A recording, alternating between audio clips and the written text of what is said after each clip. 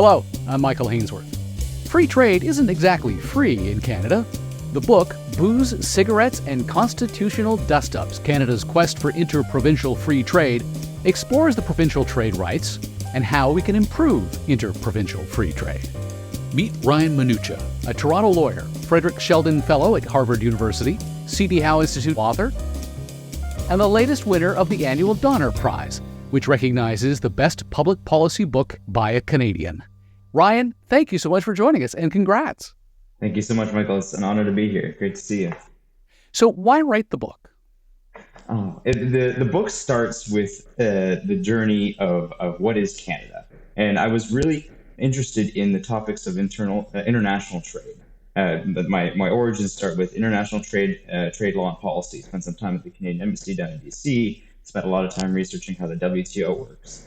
And then what happened was there was a moment in time where British Columbia and Alberta were getting into an interprovincial trade spat. And it was fascinating to watch. It was about pipelines, and essentially it came down to pipelines and Alberta coming back and saying, well, we're not going to provide access to BC wine in our liquor stores. And I was just captured by it because I was like, what are the mechanisms we have to resolve this? How does this dispute come about? And how are we going to resolve it in what we would call sort of civil and diplomatic fashion? In the international arena, you'll take a case before the WTO, and in Canada, or you might negotiate beforehand. In Canada, what do we have? And I discovered this amazing institution that we've created called the Canadian Free Trade Agreement, which is a venue to resolve internal trade disputes without getting into acrimonious trade battles that we saw actually in Canada back in the 70s and late 60s, when there was the famous one is the chicken and the egg war, where borders were shut down to poultry products, and eggs were literally rotting in fields because they had nowhere to go. And so fast forward, learning about that spat and the framework around it, but then trying to figure out, well, what's the story? How did we get to the point where Canada created essentially the first ever domestic trade court? This is a very unique system that we've endowed ourselves, and how did we get to the point where we even needed this? So that was the journey to the book. And so the book looks at internal trade from pre-Confederation to the present, sort of what are the lessons we can extract, and kind of where are we going? So you sort of touched on the booze component to the title of the book. What of the cigarette side of things? I was walking down the street with a friend of mine in Toronto not too long ago. He's a cigarette smoker, and some guy was walking in the opposite direction, and my buddy went, "No thanks." I'm like, "Wait, excuse me, what was that all about?" He said, "Oh, he flashed me a pack of cigarettes. He's trying to sell me illegal cigarettes." And I had no idea. Yeah, well, the booze part is definitely, it's very familiar to folks who watch Internal Trade, the Internal Trade File, most recently with Gerard Comeau and trying to bring a bunch of beer back from neighboring Quebec into New Brunswick. The cigarettes has another dimension. So the story of internal trade is the story of products, and cigarettes have their own chapter. There was a dispute that, so Canada's got the Internal Free Trade Clause, so we call Section 121. It says all articles, if I'm paraphrasing, all articles manufactured should be allowed to flow essentially across one border to the other, from one side of the border to the other, free. And so a lot of Canadians take this to mean there should be internal free trade. And so this question was debated in the context of literally cigarettes in New Brunswick back back in the 40s, and it was essentially the real meat of that debate was whether or not, and this is when Canada was still wrestling with jurisdictional boundaries, but could the province institute a sales tax on tobacco products? At the time, huge percentages of government revenue were derived from tobacco. Federal revenues were derived from tobacco taxes, and so the provinces were essentially saying, "Oh, what if can we get our share of this pie here when it comes to addictive substances like cigarettes, and that's a source of recurring revenue and could really help us fund our projects." But it did come down to an element of whether or not that trampled upon the concept of free trade in Canada. So whether it's cigarettes, alcohol, then we've got margarine and butter. For a while there were mandates on the color of margarine, whether or not you could even buy margarine and consume it. These are products, but if you think about it, it impacts our ability to consume. and to actually go across the border and purchase and make those like discretionary acquisitions. But yeah, no. So whether it's that, whether it's the purchase of services, the accounting professions, we're using the Canadian Free Trade Agreement's dispute resolution mechanism to essentially be able to provide accounting services in another province. And the argument was, this is trampling upon our ability to trade freely, and you guys have agreed to these conditions under the CFTA where there's essentially labor mobility, and obviously there's lots of protected interests. It's free trade is also the story of it's one interest group being pitted against another. When you increase the maximum build height with timber, it's you're pitting forestry against cement and steel, and so it's interest groups sort of being confronted with these trade-offs in this pursuit of GDP maximizing growth through trade liberalization. Tell me more about that trade liberalization, because you sort of touched on the point that we've seen a remarkable evolution of it from the 1970s to the present. How would you describe the current state of internal free trade between the provinces? I mean, when back in the day, 1867, when they inserted Section 121, the concept of a trade barrier was sort of very, we'll call it, compared to how we understand it now, quite rudimentary. It was about tariffs and customs duties. It had not entered into the minds of economists that a trade barrier could also include, technical barriers to trade. You need to fumigate your fish products, or you need to do a secondary inspection on the apples that might cross over. But one can see regulations imposed on goods or services as being an indirect way to accomplish the same thing that a tariff is doing, which is making it difficult for a foreign good to access the domestic market. So one of the big things that shifted probably around the 50s and 60s was this understanding that, especially through what was going on internationally, post World War II, you had the Bretton Woods agreements, you had these multilateral organizations coming to bear, early formation of the WTO, and a growing understanding that a trade barrier was more than just a tariff. And that's one thing that the way that jurisprudence works is, you have case law by judges being kind of considered back in the day, and then modern, thinking progressing. And so in the most recent decision with Gerard-Comeau, I think there was finally a true appreciation for the fact that a trade barrier in modern sense can be more than just 7% on electric vehicle cars. It's also, what portion of that electric vehicle needs to be manufactured in the province in which it's being purchased. All these other non-obvious rules. So I think since the 70s, there's an ascendant appreciation for how the regulatory state can create trade barriers. And so then what are your devices to resolve them? It's the judicial test for Section 121 has increasingly sort of accounted for this, but it's also the CFTA, this infrastructure. So the CFTA is really, it's a 25-year story, a little bit more than 25 years. CFTA came about in 2017, but it actually existed under the AI Agreement on Internal Trade starting in 95. And so Canada's, project with an internal trade agreement has almost lasted, we're almost at 30 years now.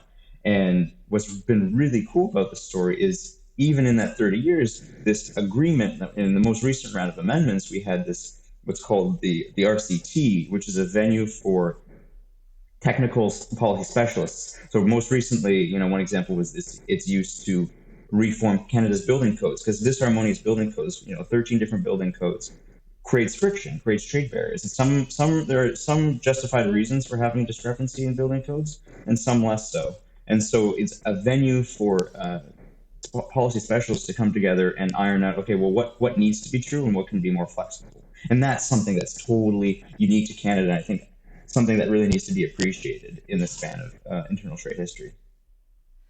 When trade rules or regulations are revised, it pits two provinces against each other. You're advising that we need to take another look at how we approach making trade-offs. Why? So, there was this a piece that I worked on with Professor Trevor Toome at the University of Calgary, talking about this concept of mutual recognition. which is in essence, if the rules are good enough in another province, they're good enough for us. So, for example, in British Columbia, if you get your car inspected and then you decide to move to Alberta, the idea being like Alberta will respect the inspection of a British Columbia inspector and not require a re-inspection when you bring that and essentially import that car into Alberta. And not only does it reduce duplicative, processing fees, you can think like, okay, now I don't have to pay for 2 inspections. I'm only paying for 1 because it's being respected. But, take that kind of concept and apply it to the labor market, where you have folks who are, designated under and certified under a provincial body and in Alberta, and then, or let's take gas fitters, because gas fitters is a complicated one that's often the source of friction. Gas fitters trained out on the East Coast trying to move to BC, and BC state perhaps not respecting the gas fitting license, or there being some disharmony between the gas fitting licensure system between the 2 jurisdictions, and requiring, in essence, requiring recertification and reprocessing. And this being a huge source of gain. And in this paper with Professor Toom, it was found that if a province essentially says, we're going to recognize other provinces, whether it comes to goods or services, that province who mutually recognizes those other rules will stand to gain, even if they don't do it with any other jurisdiction. If you unilaterally recognize the rules of another jurisdiction, and especially when it comes to professional services, you will see market. The study shows growth gains from doing so. Obviously, there's the countervailing consideration, which is the disruption that it'll cause to the goods or services manufacturers in your province. That's the story of interprovincial trade. That free trade around the globe is the disruption that it causes. So it's in the post Cold War era of globalization, there was this ascendant movement to let's multilateral, let's globalize the world's economy. There should be no friction whatsoever. And over the past, let's call it 10 years, and I think Donald Trump in the U.S. really kind of was certainly made it more evident to folks is maybe free trade shouldn't be the ambition. And even in Canada, we have Minister Freeland with the friendshoring doctrine, the idea being like, look, we're gonna liberalize trade, but only with counterparties who seem to meet us halfway or partial way. We're not going to go out and kind of grab globalization for the sake of globalization. The last time you and I spoke, mid-2020, you had been urging Canada's policymakers to improve the Canada Free Trade Agreement by calling for key reforms to the CFTA's dispute settlement rules. Have we seen any improvements since the start of the pandemic? To the dispute settlement rules, there is movement. Nothing has perhaps been actually acted upon, but I think there's actually increasing momentum. We saw it with the most federal budget in 2023, a clear mandate being issued that there is a desire to see change, and it's there's in the post-pandemic world of seeking growth where we can find it, and in this world where we're seeing isolationism on the rise, maybe and in my book I go into the loss of imperial preferences in the 1840s with the repeal of the Corn Laws, meaning that Canada didn't have privileged access to the British market. And then the abrogation of the U.S. From the Reciprocity Treaty just after the U.S. Civil War. In both instances, so twice in about 25 years, both within the lifespans of those drafting the Confederation, there was this retrenchment and Canada having to react to fickle foreign trading partners. And I think post-pandemic, with the rise of isolationism, supply chain being in huge disruption, and a search for growth, I think there's a growing consensus that internal trade is one of those things that's fully within the power of Canadian actors, and that it comes down to mustering, and it's not an insignificant amount of political will from the center to actually act on those initiatives. I think that the motions are in place. So with the dispute resolution mechanism in particular, when it was first created in '95, there was this fear, like it's the classic floodgates fear. Once we have this, it's suddenly we're going to be inundated with claims. We're going to be in court all the time. And in 25 years, there were 13 cases under the EIT, 13 cases, 2 of which went on to appeal. And so hard to believe that this floodgate argument is there. So maybe on the margin we can tinker with the rules that we talked about in 2020. Without that fear that there's going to be a spike. And at the end of the day, it's fully within the province's purview to say, okay, we tried it, something went awry, and let's revise our approach here. But what I do appreciate is there's been lots of hard work by folks who specialize in internal trade over the years. There were 14 protocols of amendment under the AIT. The CFTA has seen it, and especially with that table, the RCT table, where federal, provincial, and territorial subject matter experts come together on whether it be like organic labeling or downfill regulations for downfill products or first aid kits. Like there is, and that's where the bulk of the work is going to get done. But a dispute resolution mechanism is important to keep governments accountable to their commitments under the CFTA. And if it's a very one-sided system, it's hard to see it as serving that purpose.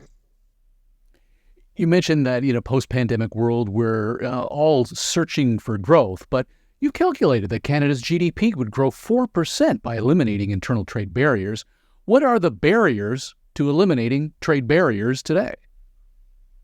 There are a number of them. I think, one of the issues is it's from a practical political perspective.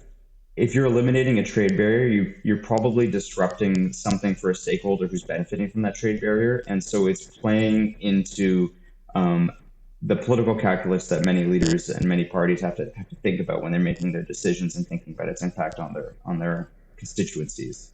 Part of it is liberalizing internal trade barriers. Like it's a horizontal issue. So liberalization will hit a whole bunch of different ministries at once. So if you're trying to liberalize, let's talk agricultural products, right? Like if you're the Minister for Intergovernmental Affairs for your province, and so maybe you have the mandate for internal trade liberalization, but the issue that you're trying to liberalize falls under the umbrella of perhaps your Minister of Agriculture, someone else, not you. And so you have to work with you and your folks have to work with an entirely different set of departments, or that there may not even be inbuilt relations. If you think from like a day to day, like do you even know the folks that you're going to have to work with to liberalize? And from another real practical political perspective, like is it a change that line ministry may not be in favor of for whatever other reasons? So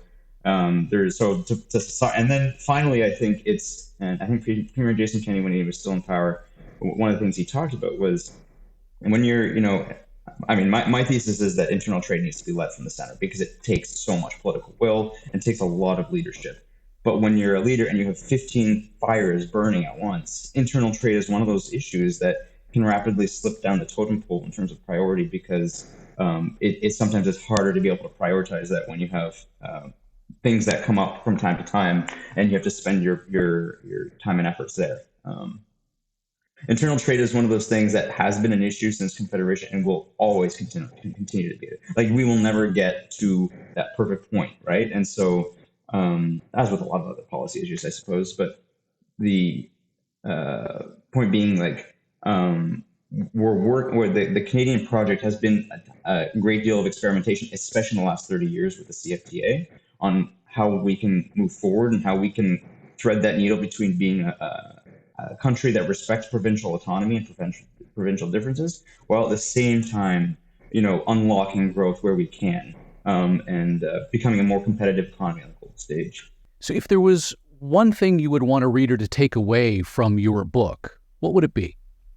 It would be that the tale of internal trade in Canada is more dynamic and more complex than sort of the Kumo decision might have suggested. One might think that the state of internal trade has been stagnant ever since the formation of Canada. But actually, there has been forward progression in the direction of liberalization, and also appreciating why it's so difficult to liberalize. It may be simple to say, well, why can't I go buy my beer and my cigarettes on the other side of that border without running afoul of my own province's rules and restrictions on personal consumption? Or, more recently, why is it so difficult to have direct-to-consumer access of wine from a different province, getting your BC wine shipped to your house in Ontario? Why is that so difficult? But realizing that in order to make that possible from like a systematic perspective, you have to understand that you're going to have to give up a little bit of provincial autonomy and control in order to make that true. And realizing there's no one right answer, and it really falls onto a set of values, like what are the priorities at that time. So the Donner Prize has been increased to $60,000. Please tell me you're not going to blow it all in a boat. No, gotta go explore the breweries out of province. Ryan, thank you so much for your time and insight, and congratulations again on the Donner Prize win. Thank you very much, Michael. Good to see you again. Ryan Manucha is the 2022 Donner Prize winner for Booze, Cigarettes, and Constitutional Dust-Ups, Canada's Quest for Interprovincial Free Trade. He's a Frederick Sheldon Fellow at Harvard University and an author for the C.D. Howe. Still to come from the C.D. Howe Institute. September 12th, General Wayne Eyre, Chief of the Defence Staff of Canada, a roundtable luncheon at the Institute's Toronto headquarters. I'm Michael Hainsworth. Thanks for joining us. You've been listening to the C.D. Howe Institute podcast with Michael Hainsworth. Subscribe on iTunes, Google Play, and Spotify. The C.D. Howe Institute is an independent, not-for-profit research institute whose mission is to raise living standards by fostering economically sound public policies. The Institute is widely considered to be Canada's most influential think tank and a trusted source of essential policy intelligence, distinguished by nonpartisan, evidence-based research and subject to definitive expert review. Visit cdhow.org and follow us on Twitter and LinkedIn. Thank you.